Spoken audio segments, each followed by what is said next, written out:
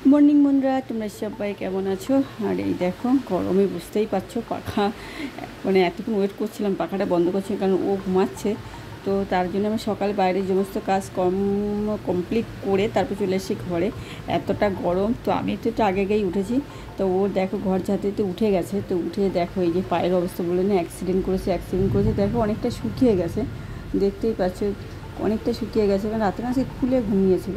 আর এই যে ঠিক কী বলে ওই লতাটা দিয়েছিলাম, তো তার জন্য অনেকটা ও আর কি স্বস্তি পেয়েছে। ওকে অনেকে বলছিলো যে এটা ক্ষতি করে দেয়, অনেকে অনেক কিছু করে দেয়, তো তার জন্য আমাকে বলছিলাম তো হ্যাঁ না দিলে তুমি কিন্তু এই পচে টচে যাবে লোকের পর। সেই জন্যই আর কি ভয়তে, আমিও ভয়তে পেয়েছিলাম, জানি না আদৌ সত্যি কথা না মিথ্যে কথা। তো তার জন্য ওই লতাটা দিয়েছিলাম।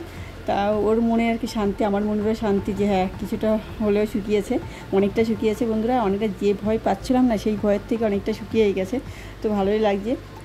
তার জানি না কী হবে বিকালবেলার দিকে, দেখে হ্যাঁ আজকে আর ড্রেসিং করাতে যাবে না, বলছে আজকে আর যাবো না, কালকে আবার যাব।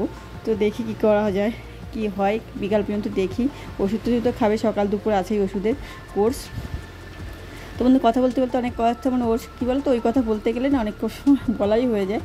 তো এই জন্য আর এই দেখো ঘর আজকে কী বলতো, কালকে যে সোমবার, তো আগে রবিবার গেছে, তো রবিবার গেলে তো না আমি আর বিছানার চাদরটা চেঞ্জ করিনি, কারণ পাশের বাড়িতে প্রচুর কাজ হচ্ছে, ধুলোতে বুড়ি হয়ে গেছে। তো এটাই এক সপ্তাহ পেতেছি, ভাবছিলাম ওদের কাজ হয়ে গেলে তারপরে পাতবো।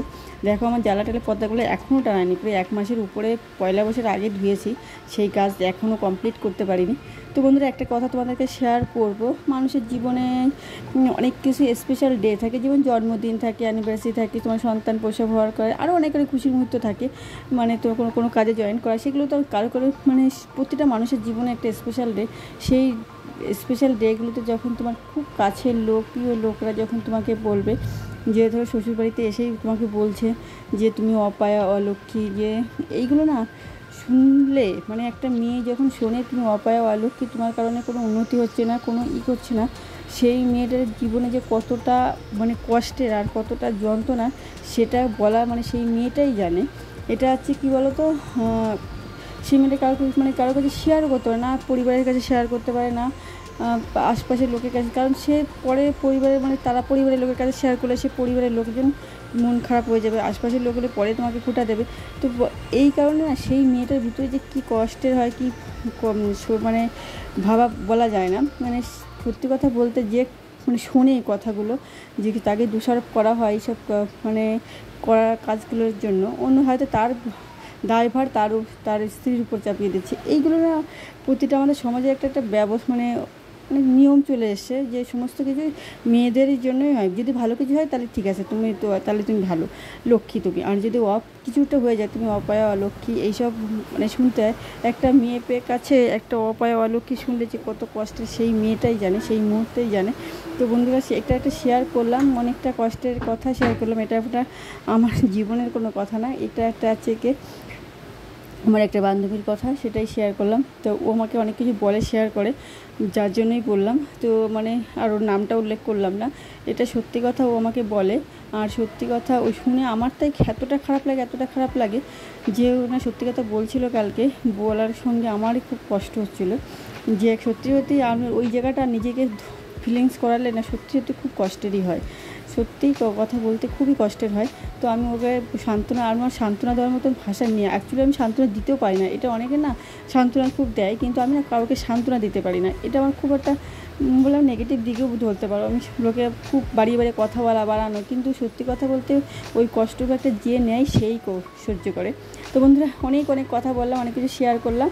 আর এই দেখো সমস্ত কাজ কমপ্লিট করে রান্না বাড়া সকালবেলা খেয়ে দুপুরবেলা সেই জামা কাপড় ছাদে গেছিলাম আনতে, যেতে এতটা কষ্ট হয়ে গেছে। আর কিছু আবার নেড়ে রেখেও এসে পুরো শুকায়নি, যেমন পাপোশ টাপোশগুলো সব রেখে এই রোদে শুকাচ্ছিল না, তো রেখে দিয়ে এসেছি, আর কিছুটা ঘরেও নেড়ে দিয়ে এসেছিলাম।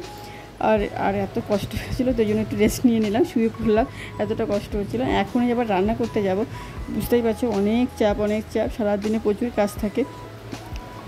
তবুও ছেলেদের একটা কথা, কী কাজ করে, কোনো কাজ না, অ্যাকচুয়ালি ইনকাম না করলে সেই মেয়ের কোনো দাম থাকে না, এটাই হচ্ছে সবচেয়ে বড়ো কথা। আমি আমার জীবন দিয়ে যেটা বুঝেছি সেটা হচ্ছে বড়ো কথা। তো এটা হচ্ছে বড়ো কথা, ইনকাম না করলে কোনো মেয়ের কোনো দাম থাকে না, সমাজে থাকে না, পরিবারে থাকে না, কারো কাছে। তুমি যদি 5 টাকা ইনকাম করো না, সেই পরিবারের বৌমা খুব ভালো, 4 বউ খুব ভালো, সমস্ত দিদি ভাই বোন বলো সবার কাছেই তুমি ভালো প্রিয় হবে, আর ইনকাম না করলে তোমার কোনো দামই থাকে না। তো বন্ধুরা আজকে রান্না করলাম শুক্তো আর কাতলা মাছের আলু দিয়ে পটল দিয়ে এই যে রান্না করছি, আর একটু আগেই চলে এসেছি। তো রান্না হয়ে গেছে। এদিকে মেয়ে বলছে মামাকে একটু আম মাখিয়ে দাও, তো ওকে একটা আম মাখিয়ে দেবো। রান্না প্রায় আমার শেষের মুখে যেতে আম কুচিয়ে দিচ্ছে একটা আম। ওকে এত পরিমাণে টক খেতে ভালোবাসে, আর আমি যেমন টক একদম ভালোবাসি না, টক খেতে ও প্রচুর পরিমাণে ভালোবাসে। তো এই আমটা কুচিয়ে দিচ্ছে। ও বলছিল কারোর ঠাকুমা আর কি ছোটো ছোটো স্লাইড করে করে দেয়, তো আমি ঠিক এইভাবে খেলে না খুব ভালো লাগে। তো কাসুন্দি হলে খুব ভালো লাগতো, তো একটু চিনি দেবো। ও বলছে চিনি দিতে হবে না, কিন্তু চিনি দিলে সত্যি সত্যি বন্ধু খুব ভালো লাগে। আম মাখা এই টাইমে কে কে গরমের সময় আম মাখা খাবেন, এটা হয়, কিন্তু আমি টক খাই না বলেই কম খাই। তবু একটু চেটেছিলাম, একেবারে চাটিনি ঠিক না, একটু চেটেছিলাম। আমি নিজেই করছি মাখা, আর লঙ্কাটা ও কেটেছে। আমি পরে এটা ওটা কাজ করতে যাচ্ছিলাম, মানে রান্না করছি আর করছি, তো লঙ্কাটা ওই কুচিয়েছে। এই দিক দিয়েও খুব এক্সপার্ট ও এসব কাজে। দেখো মানে ও খাবে বলে। তো বন্ধুরা সন্ধ্যা হয়েছে, সন্ধ্যা দিয়েছে, আর এখন বৃষ্টি নেমেছে। আমার জানি না আমার ভয়েসের কী অবস্থা। এই দেখো সকালে দেখিয়েছিলাম, দেখেছো এখন পুরো কেমন পুষ পুষ টাইপের চলে এসে। ও বলছিল এতটা গর্ত ছিল, এখন অনেকটা ভরে এসছে, তাই বলছে। দেখো পুজো সকালে কিছু শুকনো ছিল, আর এখন কেমন অবস্থা হয়েছে। তো বন্ধুরা ফুচকা কিনে নিয়ে এসছে, মেয়েকে দিয়ে নিয়েছে। বৃষ্টি হচ্ছে তার মধ্যেই, অনেক দিন হয়েছে খাই না, তো আজকে খেতে ইচ্ছে করছিলো অনেকদিন।